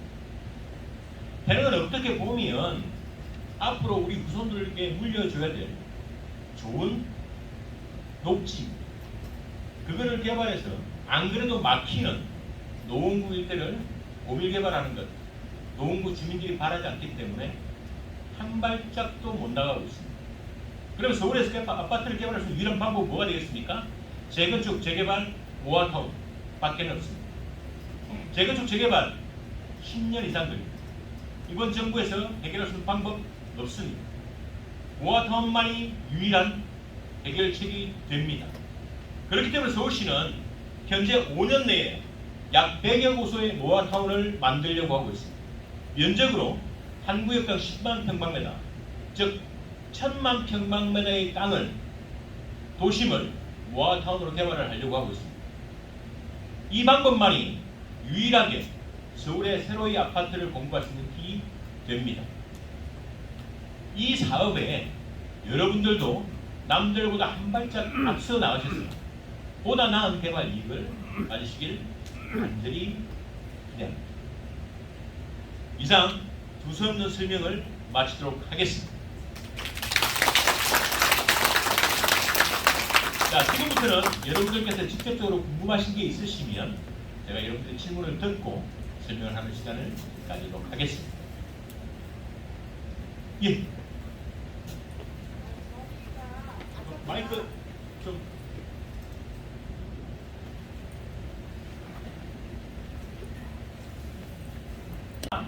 서울의 아파트 가격이 조금 주춤한데요.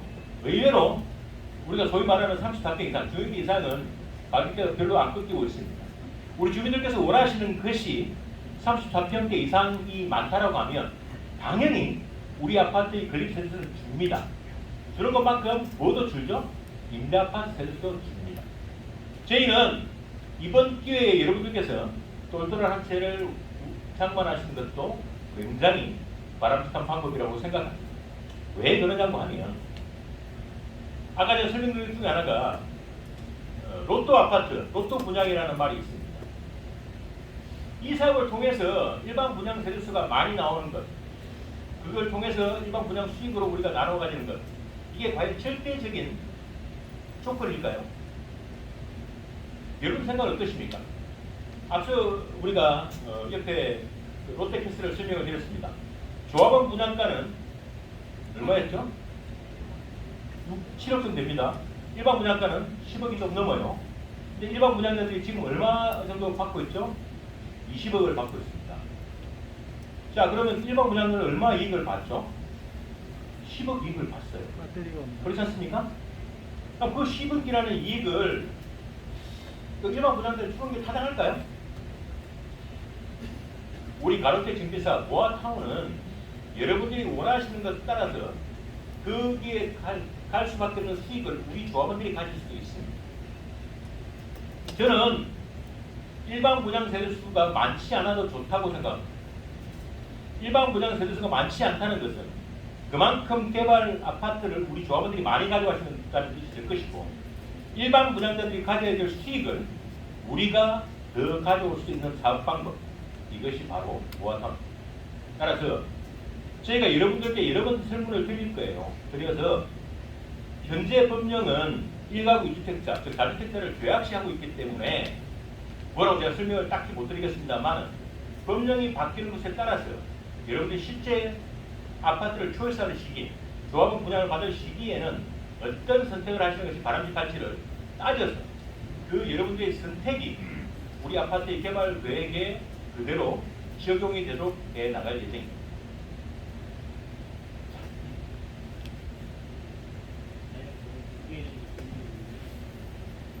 마이크 좀 이쪽으로 주세요. 마이크. 사실 부모님이 이쪽에 살고 있고 저도가 뭐 가보라고 해서 왔는데요. 요즘 뭐 사실 이 지역이 워낙 나쁘게 저도 어렸을 때 이 지역에 살았기 때문에 이 지역을 재개발해야 된다는 끝나면 많이 마이크 좀 하는데, 받아주세요. 첫 번째는 이제 여기 이제 세입자의 어떤 이주 대책은 워낙 서울시나 이제 교통부 자체에서는 많은 노하우를 갖고 있기 때문에 큰 문제는 안 될 것 같은데, 이 지역이 갖고 있는 특성에 기반해 보면 양꼬치거리에 있는 이제 상인들에 대한 대책이 없으면 이 사업 자체가 큰 이제 난관에 봉착할 수 있기 때문에 그 부분에 대해서는 미리 사전에 조금 대책을 안 주면 상인들 같은 경우는 당연히 그때 어떤 생계 문제와 맞물려 있기 때문에 그 부분에 대한 대응책을 좀 해주셔야 될 것 같고요. 물론 이제 잘 되기를 바라기 때문에 그런 말씀을 드리는 거고, 또 한 차원의 문제는 이 지역에서 분명히 우리도 임대 사업을 하시는 분도 있지만 대다수의 이제 평생 거주했던 분들은 대체로 제가 어렸을 때부터 살았기 때문에 이제 단독주택의 대지 평수가 대략적으로 35평에서 50평 안쪽이거든요. 말씀해 주셨던 거는 이 부가주택 자체가 3주택까지 고정된다라고 얘기했지만 25평형 기준으로 보면 거의 절대 다수 2채 이상 가지고 갈 수 있는 사람이 거의 없거든요. 그분 여기서 이제 에로점 같은 경우는 내 지금 대지 평수가 45평, 47평이면 애매하게 걸릴 수 있는 사람이 있거든요. 그런 거에 대한 어떤 약간 그 협상 여지, 이거를 뭐 이제 돈으로 보상받는 것이 아니라 그럴 경우에는 주치 정도를 받을 수 있는 가능성이 있는 거죠. 이런 것들을 얘기해 주면 훨씬 더 이 사람들이 알겠습니다. 일단 상가나 우리 옆에 있는 시장에 대한 세입자의 대책은 당연히 공동시행자나 뭐 사업시행자 쪽에서 충실히 세우셔야 됩니다. 우리 면목역 구역에 대한 개발 계획을 수립하면서 서울시에서 가장 중점을 두는 것이 우리가 똑같은 겁니다. 사례조사를 저희가 대학교에서 했어요. 따라서 세입자에 대한 부분에 대해서 저희는 면밀히 대책을 수립합니다. 다만 어떤 경우라도 우리 구역에 포함되어 있는 그 상인들만을 대상으로 저희가 대책을 수립하고 상인회를 대상으로는 계획을 수립하지 않습니다. 상인회를 대상으로 수립을 하게 되면 싸움을 해야 될 상대가 급격하게 커집니다. 그렇기 때문에 저희는 우리 구역 내에 있는 상가들과도 충분한 협상을 통해서 영업 보상이 되었던 또 후에 입점 대책이 되었던 수립한 이후에 상가를 계획을 할 예정입니다. 또 두 번째, 아까 말씀하신 게 단독주택 같은 경우에 땅이 뭐 35평이나 40평 이렇게 맞물리는 경우가 있는데 이거는 아파트 두 채나 이렇게 공급을 받기 어려운 경우가 생긴다라고 말씀하셨습니다. 앞서 설명드렸다시피 대지하고는 상관이 없습니다. 주택의 연면적이기 때문에 주택의 연면적의 합계만 따지게 되는 거니까 대지 40평이면 아마도 두 채 이상은 충분히 가능할 겁니다. 또한 혹시라도 우리가 아까 120평방미터는 주체가 가능하다고 했는데 110평방미터 이렇게밖에 안 되는 경우도 있을 수 있어요. 그럴 수 있지 않습니까? 그럼 이런 분들은 어떻게 해야 될까요? 아파트와 상가를 추가적으로 공급을 받을 수도 있고, 아파트를 우리가 여러분들께 설문조사를 하는 이유는 굳이 꼭 25평짜리 아파트를 만들지 않는 뜻이 되겠습니다. 우리가 필요하면 조합원들의 상황에 따라서 필요하면 임대가 용이한 평형 때도 당연히 우리 구역 내에 설치를 할 수 있습니다. 18평, 20평짜리 아파트가 의외로 큰 평수보다도 임대를 했을 때 수익이 더 괜찮습니다. 따라서 여러분들의 특성에 맞는 아파트 계획을 통해서 그런 분들이 최선 얻게끔 할 예정입니다. 왜 이런 계획을 수립하느냐고 하면 우리 어르신들 중에 간혹 이런 분들이 계십니다. 내 재산 가치가 한 10억 정도 되는데 나는 아파트 한 25평짜리 하나만 하고 나머지 가지고 내 노후에 돈으로 쓸래 라고 생각하시는 분들이 있습니다. 개발 사업에서 가장 바보 같은 선택은 청산을 받으시는 분. 어떤 상황에 있을 때 기분이 나쁘든 아니면 뭐 내 재산 종전자산 가치가 엉망이라고 생각되든 이 개발 사업이 마음에 안 들든 청산 받으시는 분들이 최고로 피해를 보시는 분들입니다. 청산 받으시는 분들은 종전자산 가치액이 통상 법원에서 130% 정도의 판결을 내려줍니다. 내 재산에서 130% 정도 되는 비용을 받고 떠나야 됩니다. 두 번째, 내 재산 가치보다도 작은 평형을 받고 나머지를 환급을 받는 경우. 왜 피해를 보느냐? 환급은 종전자산 가치액의 남는 부분을 받는 겁니다. 그거를 물건으로 받게 되면 어떻게 될까요? 물건으로 받게 되면 물건의 가치는 월등히 더 뛰게 됩니다. 그래서 저희가 보내드리는 방식은 여러분들이 가지고 계신 재산 범위를 넘어서더라도 분양을 받을 수 있는 권리만 생긴다면 최대한으로 분양을 받으십시오. 내가 노후에 쓸 자금 새로 공급받는 아파트 하나면 여러분들 돌아가실 때까지 충분히 쓰시고도 남습니다. 오히려 자녀분들을 통해서 효도를 받으실 수도 있을 겁니다. 여러분들이 가지고 계신 재산 범위를 넘어서더라도 내가 받을 수 있는 권리만큼 최대한 받는 것, 이것이 이 사업에서 가질 수 있는 여러분들의 가장 큰 권리 중에 하나입니다. 또한 여러분들께서 그렇게 공급받을 수 있도록 저희는 건축 계획을 만드는 것, 그것이 바로 저희가 앞으로 할 일인 것입니다. 혹시 다른 거 궁금하신 게 있으실까요? 잠깐 하겠습니다. 예. 네. 오늘 인사가 늦었습니다. 이렇게 그 모아타운 자양사동 설명회를 주최해 주신 MI 하우징의 회장님 이하 또 사무실에서 항상 근무하시는 최 이사님이랑 강 과장님께 진심으로 감사를 드립니다. 그리고 또 특히 이렇게 오늘 목소리가 아주 거나하게 좋으신 이렇게 설명하시는 분을 이렇게 같이 참석해 주셔서 너무 감사드립니다. 그리고 또 한 가지 여기 계신 주민들이 알아야 될 부분이 하나 있습니다. 지금 현재 1-4구역에 우리 재개발 사무실이 있습니다. 그 1-4구역의 재개발 사무실을 개인 돈으로 얻어서 이렇게 뒤에서 물씬 양면으로 이렇게 모아타운을 이렇게까지 이룰 수 있도록 해주신 우리 그 배찬수 임시위원장님께도 진심으로 감사를 드립니다. 지금 폭행을 당해서 이제 여기 건축업자들한테 폭행을 당해서 이렇게 못 나오고 계시는데 너무 감사드리고요.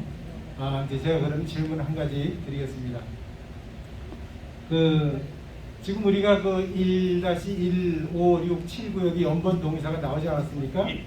4개 구역이 동의서가 나와서 이제 앞으로 우리가 공부하는 그 서울시 전체 대상 중에서 가점이 한 20점 정도 더 나오나요?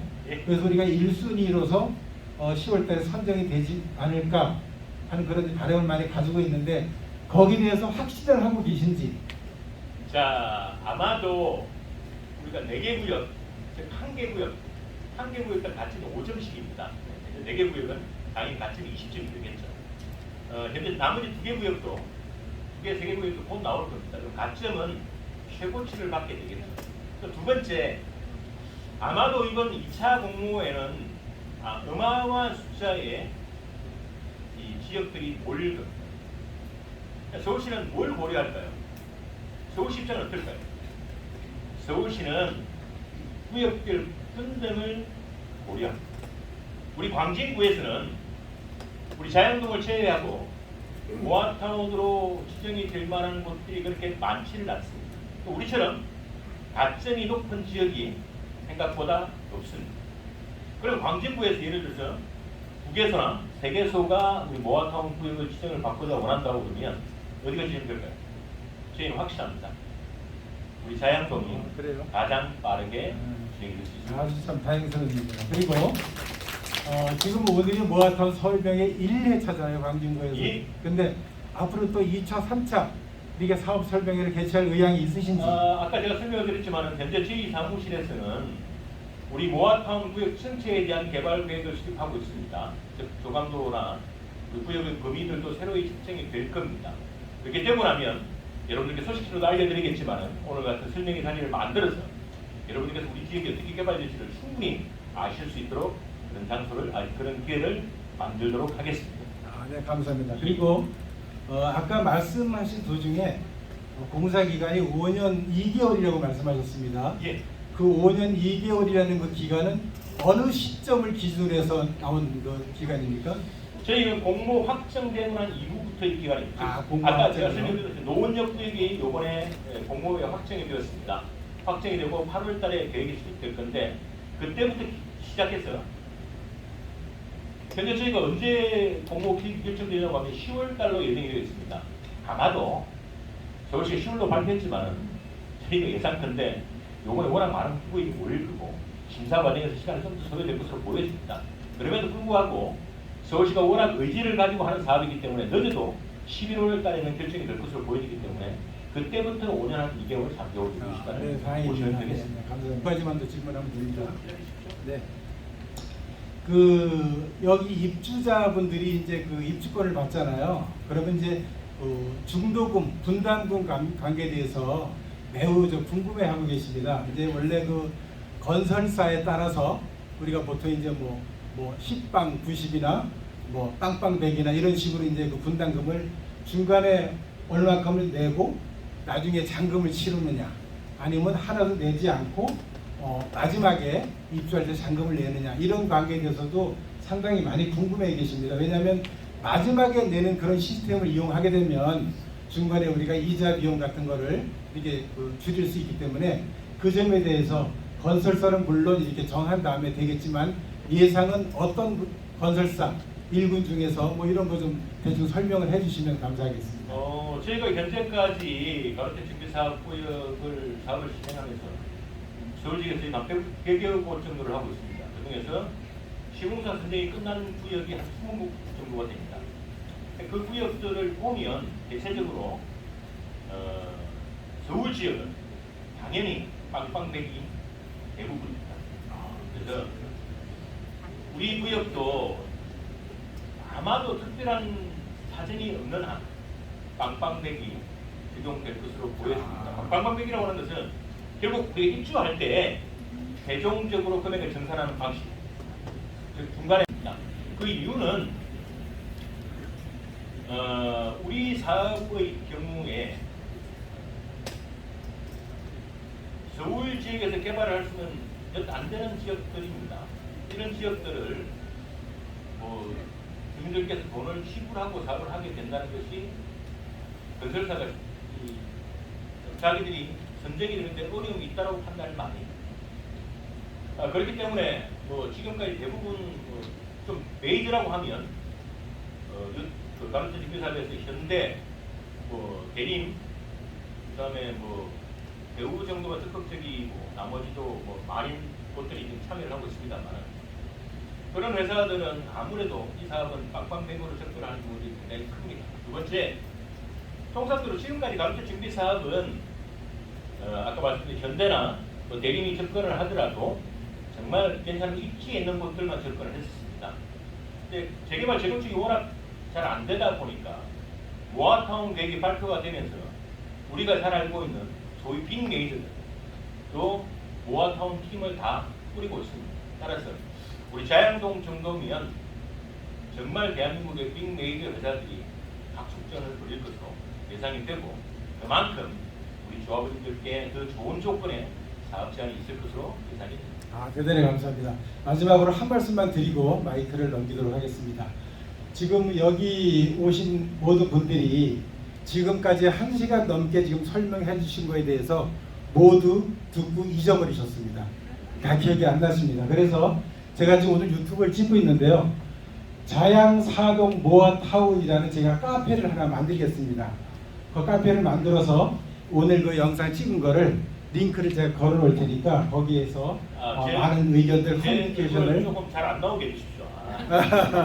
아닙니다. 아주 멋있습니다. 얼굴이 그래서 생겼어. 네, 그래서 목소리만 나오면 좋습니다. 네, 모두 서로 의견을 이렇게 주고받을 수 있는 그런 공간을 제가 만들어 놓겠습니다. 감사합니다. 다음 앞에 분 질문 받고요. 마지막. 아니 다른 게 아니라 이게 단종을 갖고 있잖아요. 예. 이제 이거야 큰 평수로 가진 사람들도 많겠지만 20평 미만이라든지 30평 미만이 가진 사람들도 많잖아요. 그런 사람에 한해서는 우리가 모자라서 분담금을 내야 된다든지 그런 경우가 있나 해서. 그럴 수 있습니다. 아. 제가 만약에 우리 어르신께서 한 25평짜리나 이렇게 갖고 있는데 그러면 입주는 한 33평짜리나 더 큰 걸 하고 싶으세요. 그러면 당연히 분담금이 나올 수도 있겠죠. 아까 제가 설명드렸다시피 내 땅 한 평에 아파트 한 평 이상 무조건 나옵니다. 나오기 때문에 아마 25평을 갖고 있는데 25평짜리 들어가겠다 그럴 경우는 당연히 분담금 없으실 거고 아마도 잘하면 30평까지도 분담금 없을 것으로 보여집니다. 예. 만약에 80% 주민 동의가 있어야 된다고 그러는데 하나의 구역이 중간에 한두 곳의 구역이 주민 동의율이 80%가 안 됐어요. 예. 그거 어떻게 되는 거예요? 자, 모아타운은 우리 성수 전략정비구역처럼 모아타운이라고 하는 계획입니다. 계획. 우리 동네를 무슨 계획을 가지고 만들까라는 계획이고 각각의 사업은 성수 전략 경기도는 재개발을 하고 있죠. 우리는 뭘 할까요? 우리는 가로주택 정비 사업을 하게 됩니다.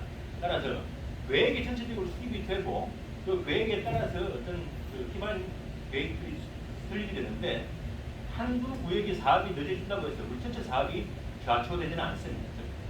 우리가 계획만 수립되고 나면 그 계획의 범위 내에서 각 구역별로 사업을 진행하실 수 있습니다. 그렇기 때문에 그럼 주택이 되는 거 아닌가요? 모아주택이 된다는 뜻은 아니죠. 당연히 한두 구역이 빠질 수 있다는 것이 될 것인데 어떤 경우라도 저희가 사업을 해보시면 다른 구역에서 사업을 뜨시게 되면 그 구역도 사업을 진행하십니다. 다만 어떤 개발의 속도가 어느 정도 차이가 있을 수는 있겠지만은 전체적인 개발이 되는 것은 크게 걱정 안 하셔도 될 겁니다. 자, 아까 뒤에 분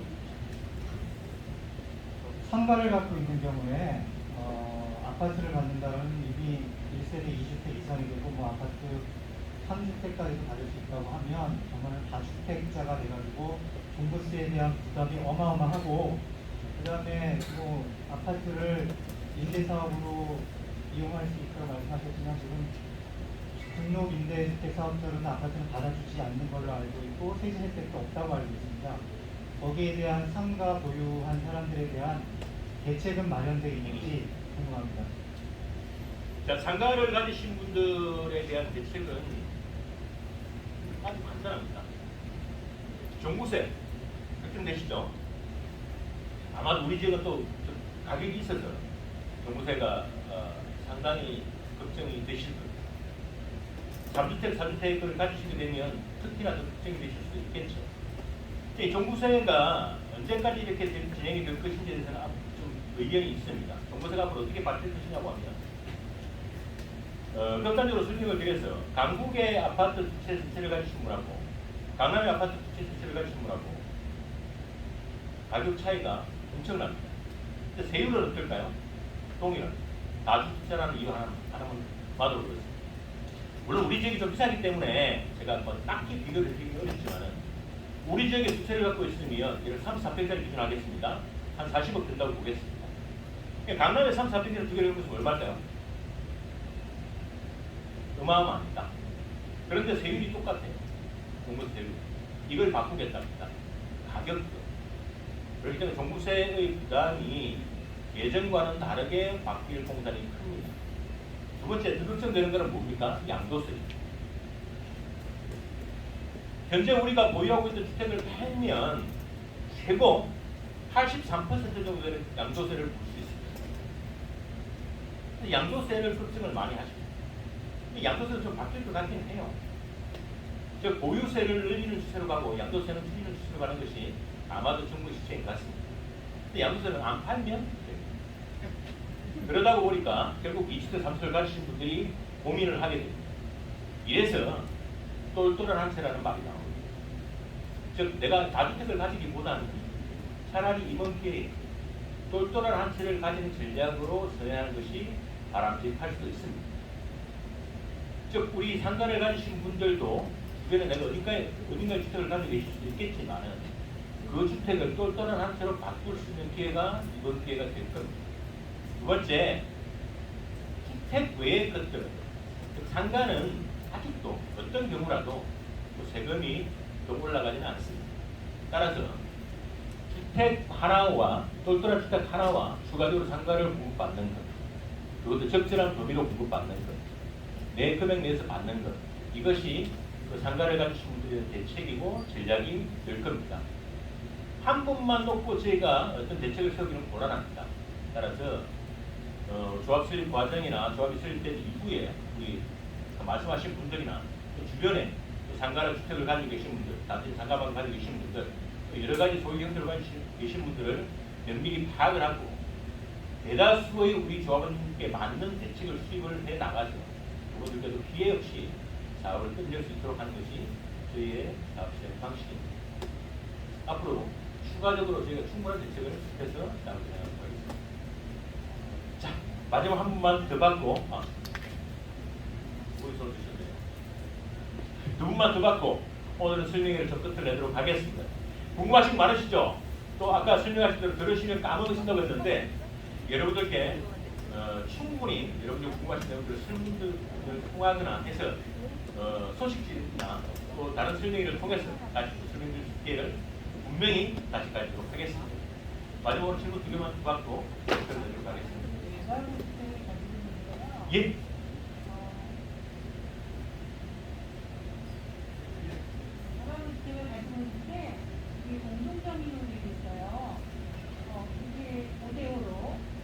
그런 경우에 연면적이 120제곱미터 이상이면 혜택을 받을 수 있다고 그러잖아요. 그럴 때는 공동으로 하니까 이름이 다르게 해서 혜택한테를 받을 수 있나요? 그게 지금 현재 법률상 애매한 부분입니다. 원래 이제 공유일 경우에는 공유자에게 공유로 주택을 공급하는 것이 원칙입니다. 근데 만약의 경우에 선생님처럼 50대 50 동일한 어떤 소유 형태가 있을 경우에 그런 경우 과연 이게 이주택자 각각의 등기가 가능한지에 대해서는 공급을 받으실 때는 불가능합니다. 근데 추후에는 각각의 계를 등기를 할 수 있습니다. 다만 세금 문제가 발생하죠. 이 세금 문제에 대한 부분을 저희도 지금 여러 가지 방법을 통해서 탄원을 하고 있기 때문에 다음에 결과가 나오게 되면 다시 한 번 더 제안을 해드리도록 하겠습니다.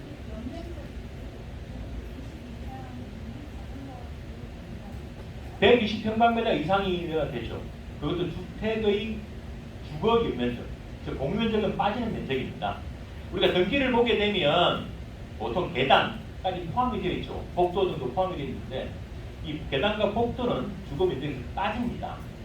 그렇기 때문에 그거를 제외하고 120평방미터 이상이 되게 되면 우리가 소위 말하는 25평짜리를 받으실 수 있게 됩니다. 건축무대장을 기준하시면 될 것입니다. 예. 예.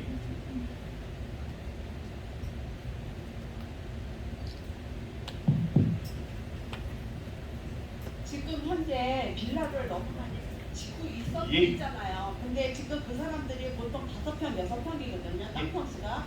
그 사람들도 저기 아파트를 주는 건가요?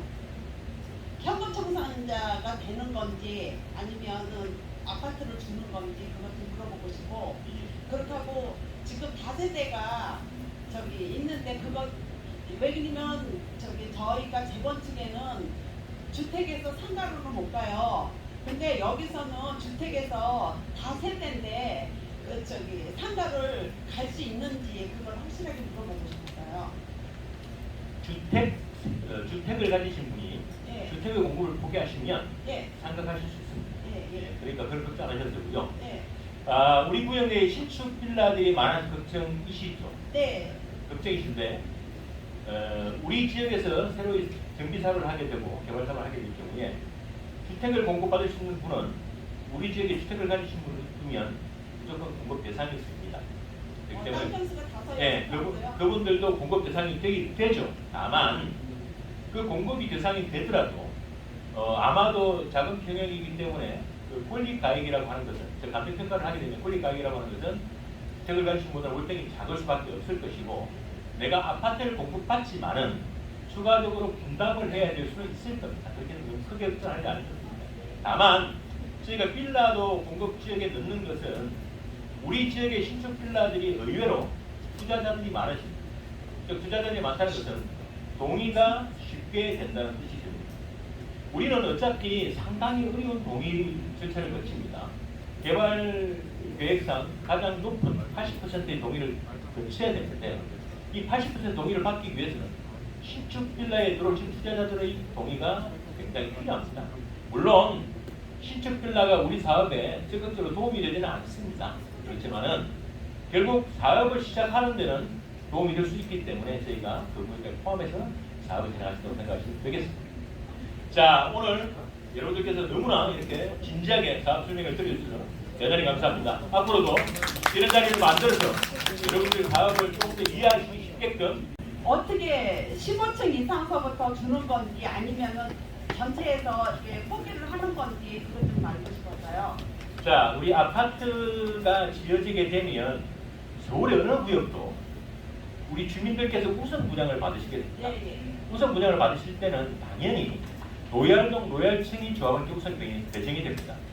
저희가 고층 아파트를 막 지으려고 하는 이유가 딱 한 가지입니다.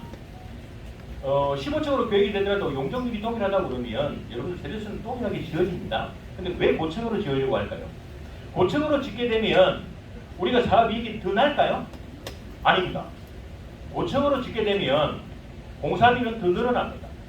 용적률이 동일할 때 5층으로 짓게 되면 실제로 사업이익은 조금 마이너스가 될 수 있습니다. 그럼에도 불구하고 저희는 5층으로 짓고자 합니다. 이게 우리 사장님께서 물어보신 그 질문의 답입니다. 즉 고층으로 지어야만이 우리 주민들께서 소위 말하는 로얄층 이상으로 배정을 받을 수 있는 길이 열리기 때문에 저희가 5층으로 아파트를 짓고자 하는 겁니다. 조합원님들께서, 즉 토지적 소유자께서는 당연히 로얄층, 로얄등이 우선 배정되는 것이 이 사업의 기본입니다. 또 한 가지요. 예, 말씀하십시오. 제가 이제 롯데 지금 짓는데 지금 거기 조합원인데 저희가 세입자를 내보낼 때 너무너무 힘들었거든요. 그래서 이거 할 때는 전철련이 안 들어올까요? 전철련이 들어온다 안 들어온다라고 제가 딱 잘라서 말씀을 드리기는 어렵겠지만은 현재 전철련의 그 기본적인 행태가 많이 조금 약화가 됐습니다. 왜 그러냐면 용산 사태 이후로 그분들께서도 이렇게 전면에 나서는 것이 좀 어렵습니다. 그래서 그 이후에 했던 사업장들은 우리 롯데 캐슬만큼의 소유는 없었다고 보죠. 그렇기 때문에 저희도 뭐 여러 가지 방법들을 동원해서 사업이 시작되면 그런 불필요한 작업이 일어나지 않도록 일을 해 나갈 계획입니다. 아니 이주시키는 게 너무너무 힘들었거든요. 근데 우리는 여기 세대수가 너무 많잖아요. 그래가지고서 그 대책은 있으신지. 그렇죠. 세입자 대책은 나중에 세웁니다. 네, 알았습니다. 예. 잠깐 이쪽 질문 받고. 저 1-2구역은 동의서를 안 냈거든요. 예. 구청에서 양식이 안 내려왔다고 해가지고 예. 또 언제 내려와서 언제 1-2구역도 지금 광진구청에서 조만간에 동의서를 내주기로 했습니다. 그러니까 받고 나면 바로 제가 동의서를 돌입을 하도록 하겠습니다. 그리고 또 한 가지요. 신속도화 계획은 예. 사업이 2020년 내년 말까지 사업이 진행 안 되면은 사업 자체가 무산되잖아요. 그런데 이 모아타운은 그런 거 주문은 건가요? 모아타운은 그런 게 현재는 존재하지 않습니다. 모아타운 계획을 수립하게 되면 신속통합계획과는 다르게 모아타운 계획 내에서 일이 진행되는 것은 마루테 정비 사업이라는 방식을 띄게 됩니다. 즉 우리 모아타운 계획구역 내에서 한두 군데라도 사업을 진행하게 되면 전체 사업을 무산시킬 수 없습니다. 그렇기 때문에 그런 부분에 대한 걱정을 하지 않으셔도 되겠습니다. 네, 알겠습니다. 예, 감사합니다. 저 앞에 쪽.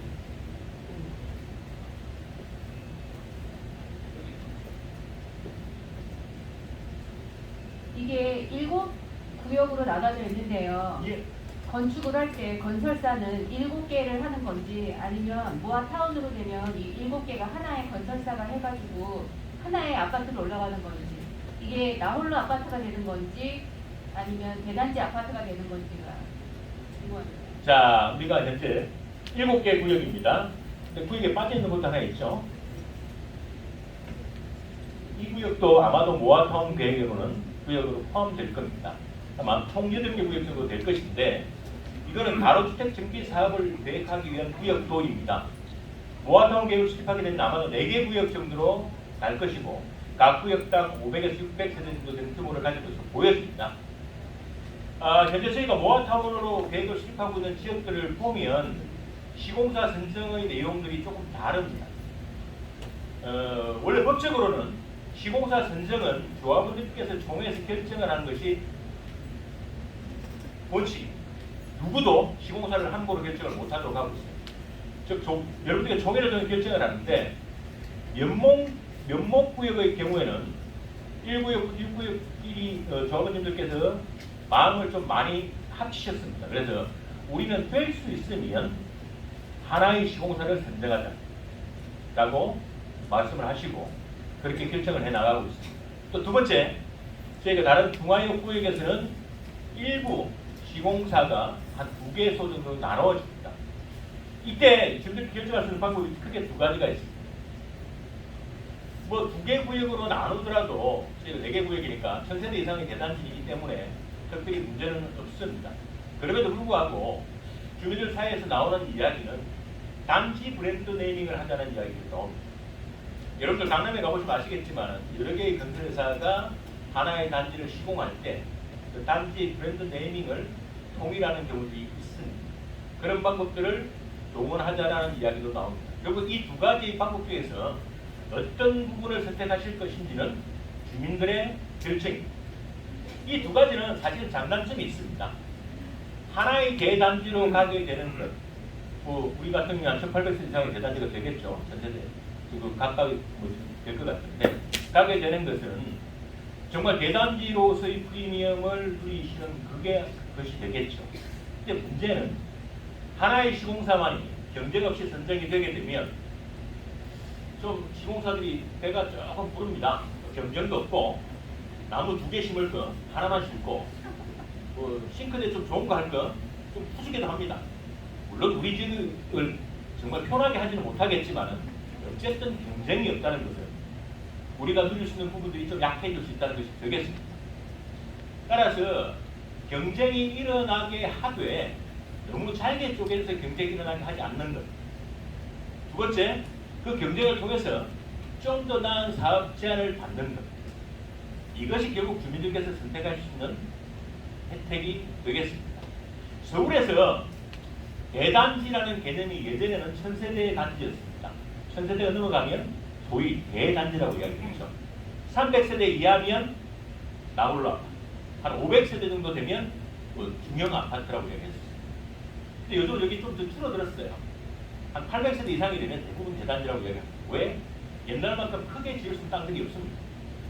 근데 우리 지역은 한 1800세대가 정도가 예상이 되고 만약에 3종 일반 주거지역으로 가게 되면 그것보다 더 많은 세대수가 나올 수 있을 겁니다. 그렇게 되면 여러분들께서 현명한 선택을 통해서 경쟁을 붙일지 아니면 다시 브랜드로 가게 될지 결정을 여러분들 손으로 하시게 되면 됩니다. 자, 또 다른 질문? 한 가지만 더 할게요. 네. 임대에서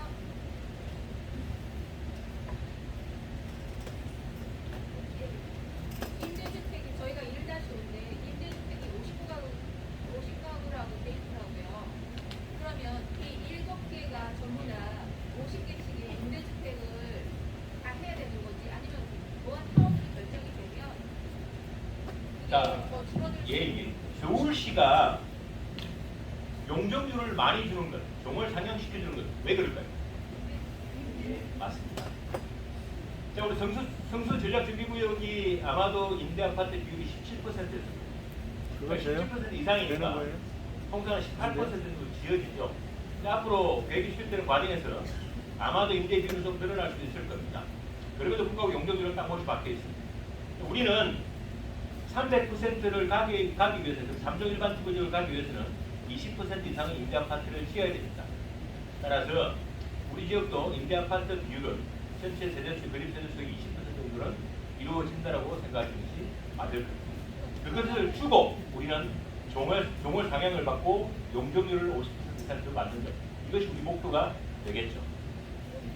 소형이 줄으면 그거하고는 상관없이 임대아파트는 아무래도 우리 조합원 분양 아파트에 비해서 평수가 작습니다. 아니, 그게 아니라 그 전체 연면적의 퍼센테이지가 가구 수에 대한 가구수에 대한 20% 또는 면적에 대한 20%둘 중에 하나만 지키면 되는데요. 통상적으로 저희는 가구수의 20%를 지킵니다. 그게 더 이익이니까요.